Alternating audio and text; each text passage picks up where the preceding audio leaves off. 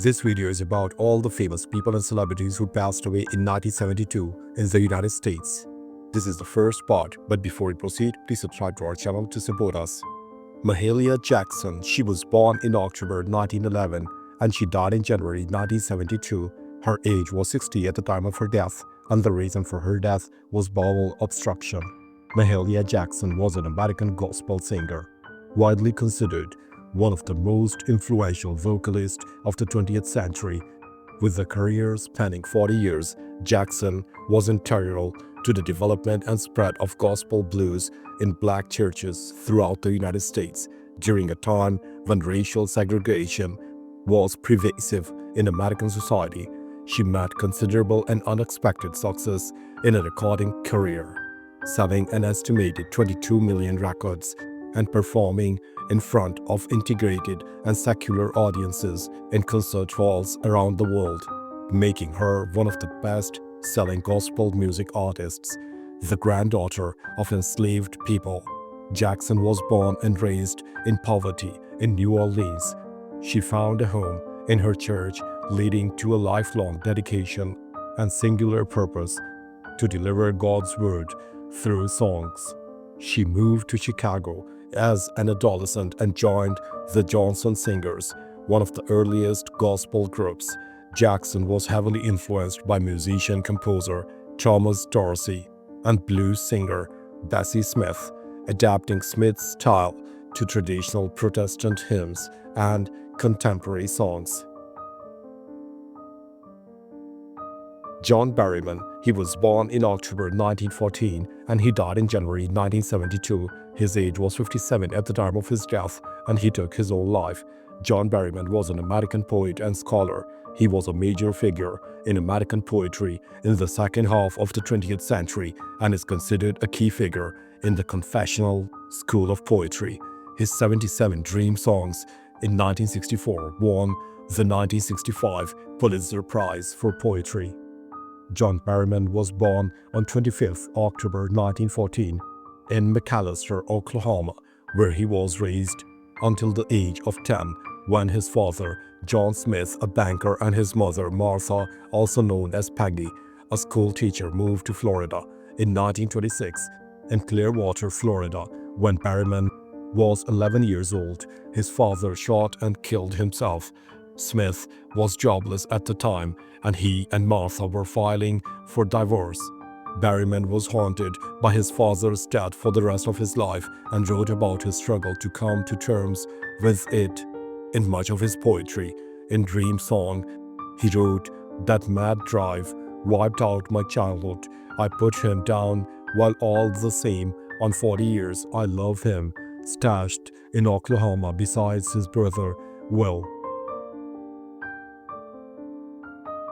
Olive Ann Alcorn, she was born in March 1900 and she died in January 1972. Her age was 71 at the time of her death, and the reason for her death was cancer. Olive Ann Alcorn was an American dancer, model, and silent film actress of the 1910s and 1920s. She is better remembered today for the numerous nude photographs of her from the era than for her film work. She appeared in her first film, Sunnyside, in 1919, a film shot that starred Charlie Chaplin. She then appeared in the same year in the two silent films, The Long Arm of Minister, which starred Henry B. Walthall and Helene Chadwick. And for a Woman's Honor, in 1923, she appeared in The Illustrator's Show, a collection of one-act plays. She modeled mostly nude between 1919 and 1925 for Chateau Art Studios, and she later appeared uncredited in two more films in 1925. Those productions were The Phantom of the Opera and Up the Ladder. Most of her nude modeling was utilized in the illustration Alta Art Studios Volume 1, published by Alta Studios in San Francisco, California, and photographed by Zan Stark. Wesley Ruggles, he was born in June 1889 and he died in January 1972. His age was 82 at the time of his death, and the reason for his death was undisclosed. He was an American film director, He was born in Los Angeles, California, younger brother of actor Charlie Ruggles. He began his career in 1915 as an actor, appearing in a dozen or so silent films, on occasion with Charlie Chaplin. In 1917, he turned his attention to directing, making more than 50 films, including a silent version of Edith Wharton's novel The Age of Innocence in 1924, before he won acclaim with Cimarron in 1931, the adaptation of Edna Ferber's novel Cimarron, about homesteaders settling in the prairies of Oklahoma, was the first Western to win an Oscar as Best Picture.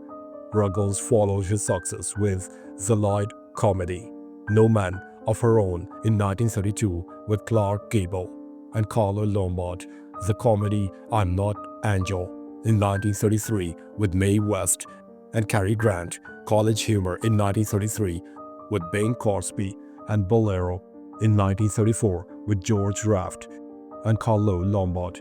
He teamed with the Rank Organization in 1946 to produce and direct London Town with Sid Field and Petula Clark, based on a story he wrote.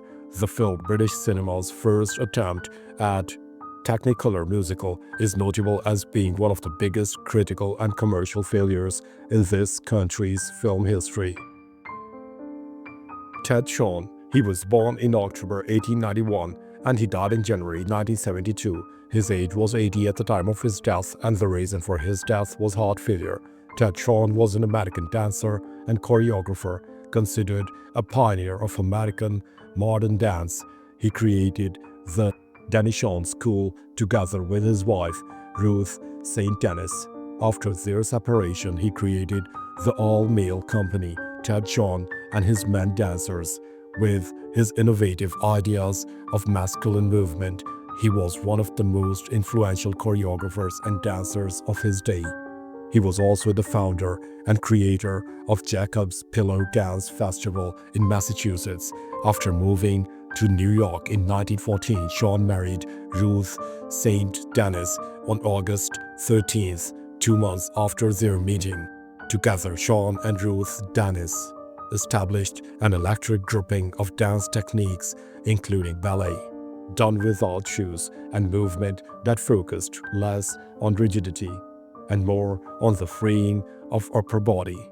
To add to St. Dennis' mainly Eastern influence, Shawn introduced elements of North African, Spanish, American, and Amerindian dance, ushering a new era of modern American dance, breaking with European traditions. Their choreography connected the physical and spiritual, often drawing from ancient, indigenous, and international sources.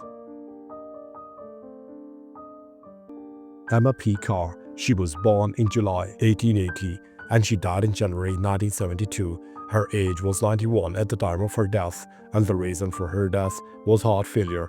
Emma P. Carr was an American spectroscopist and chemical educator. Her work on unsaturated hydrocarbons and absorption spectra earned her inaugural Francis P. Garvin Medal from American Chemical Society in 1937. After receiving her doctorate, she began teaching chemistry at Mount Holyoke College and became chair of the chemistry department in 1913. She was able to establish a research program studying the ultraviolet spectra of hydrocarbons and established a link between the frequencies of the absorptions and the enthalpy change of combustion of the compound. She also participated in the international critical tables of the International Research Council, where she worked with Professor Victor Henry of the University of Zurich. Carr was a worldwide leader in the use of ultraviolet spectra of organic molecules as a means of investigating their electronic structures. She led one of the earliest collaborative research groups that involved faculty, graduate students, and undergraduate students. She also received the James Flack Norris Award for Outstanding Achievement in the Teaching of Chemistry of the Northeastern Section of the AACS in spring 1957. Thanks for watching the video. Please don't forget to subscribe to our channel. Have a nice day.